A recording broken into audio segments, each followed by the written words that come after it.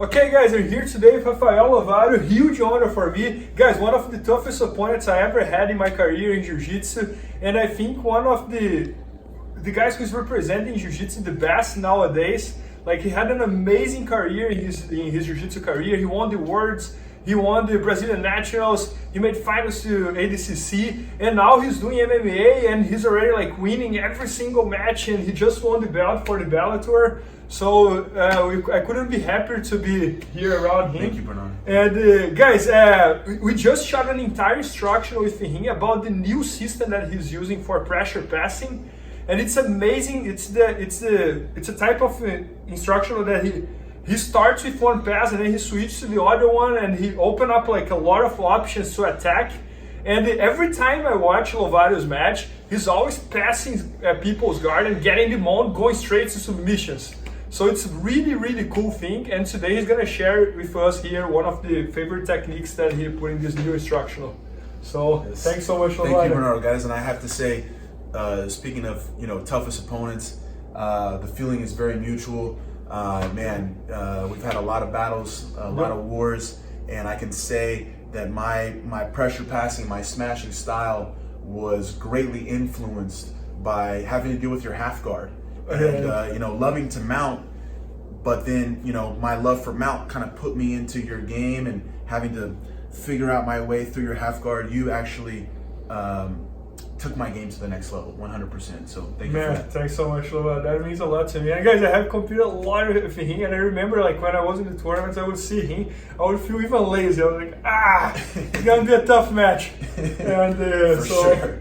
Yeah, great to be here on the mat without being competing. Yeah, exactly, right? I'll give you a little taste of what I've been talking about in this series. I had a position, it's very common to everyone uses nowadays to pass the open guard, and I called it the headquarters position, this sort of positioning here. And, at the time, 7-8 years ago, there wasn't even just a small fraction of the game then, compared to now. Everyone has so much game here with the De La Rivas. There's so many De La Riva options, using lapel, all the different ways to control the leg. And, along with everyone being super flexible, as soon as I start to put my hands on your body, a lot of people will lasso, the legs constantly stay in my way. Right? So what I like to try to do now is, immediately put pressure against this leg to neutralize the De La Riva. And then I like to take my leg off the ground and put it on their body. All right? And bring my knee on top of them. From here, create a new position, a new style of headquarters where I'm controlling the wrist. I have my hand on the collar so I can threaten your neck. And I'm that much further forward. Now it's going to be very hard to lasso me. I'm so close to your head. All my weight is on you. And with my leg not being on the floor, the De La Riva options are almost non-existent, And from here, I can put a lot of pressure on your head and your neck, work my way through to knee slices, maybe even climbing over and achieving the mount. And of course, one of my favorites, when they push against me, finding my ability to drop into the smash passes. And once I get in this range, I'm already looking for submissions, whether it's stuff like this, head and arm Ezekiel, so that I can transition into, or with my hand in your collar, as I start to pass, looking for my chokes, and just putting a whole, sort of relentless pressure style on top, where you can't really focus on stopping the pass because there's a threat of a submission. And if you are threatened by the submission, it makes the passes that much easier. And most everything I do tries to go towards the mount position. So that's kind of what I'm doing nowadays. I like taking my leg off the floor. Yeah, and Lovato, so you kind of had to adapt yourself for this new style of jiu-jitsu that everybody's playing now, like being super flexible, placing like De La Riva hooks, going to berimbolo, and then probably like 7-8 years ago you were not that much worried about that. So can you exactly? And guys, what I really like it here is that, for example, look how many options he has once he's in that position. So let's imagine fighting is.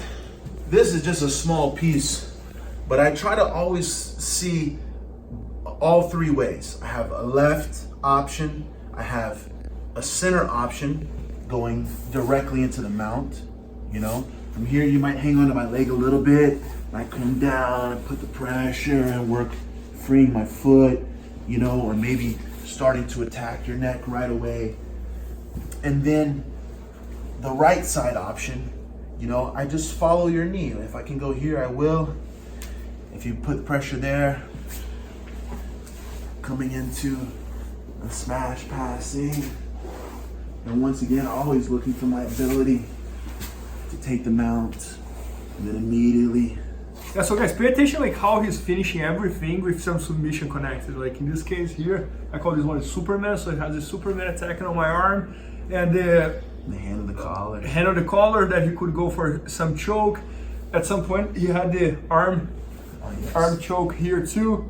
So it's he's always connecting like the positions to the submissions. And lately when I have seen you competing in the Masters division, so you're pretty much tapping everybody, right? Like if you take a record of like a last match, like you got a lot of submissions, right? Yes, yeah, I feel like, you know,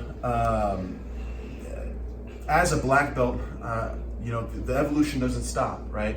And one of the things that I've discovered inside my personal journey is the connection. You know, everything becoming more and more connected to where it's not so much position and then submission, but you understand how to connect everything even, you know, sooner than what maybe you expected, you know?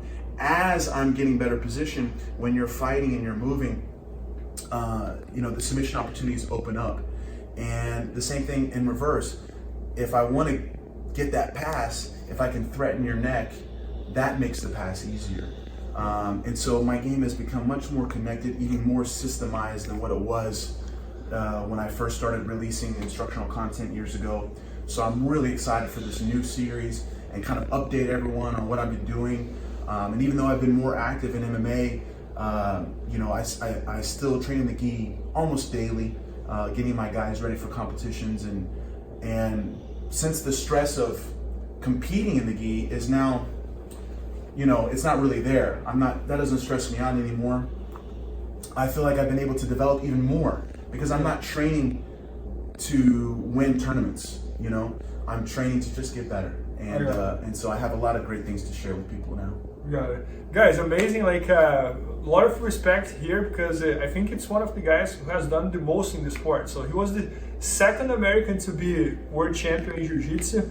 And now, and he made it to the finals of ADCC as well. So think about that, Jiu-Jitsu world champion.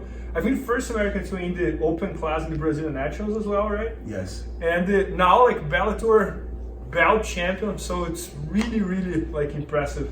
Thank you. All you have done, Lovato. Yes. Thanks so much, man. Thank you, Bernardo. So guys, maybe by the time you're watching, it's already on BJJFanatics.com. We're gonna be launching it soon. So I hope you guys enjoyed it, and it's really, really cool stuff.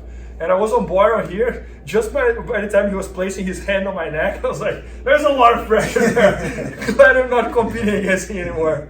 Thank you, Lovato. Appreciate it. Thanks, guys.